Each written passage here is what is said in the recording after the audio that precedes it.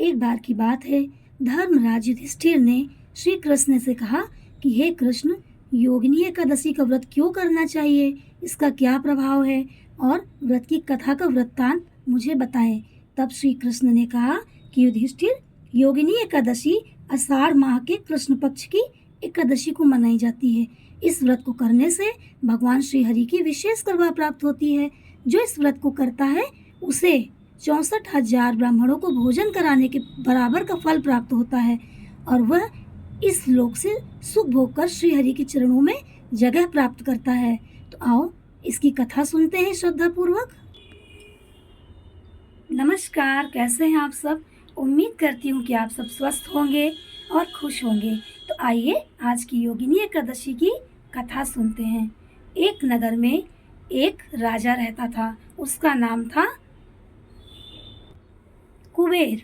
वह राजा भगवान शिव का बहुत बड़ा भक्त था। उसका नियम था कि जब भी वह भगवान शिव की पूजा करता था तो मानसरोवर के पुष्पों को मंगाकर ही पूजा करता था। उसने इस काम के लिए एक हेम नामक व्यक्ति को लगा के रखा था।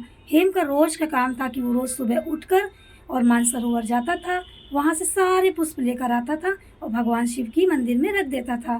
फिर राजा कुबेर जाकर पूजा करता था और उन पुष्पों को भगवान शिव के ऊपर चढ़ाता था। एक दिन की बात है कि हेम फूल लाना भूल गया, क्योंकि उसकी पत्नी इतनी सुंदर थी कि वो अपनी पत्नी को देखकर कामोत्तर हो गया और काम वासना में लीन होकर वह फूल ले जाना भूल गया।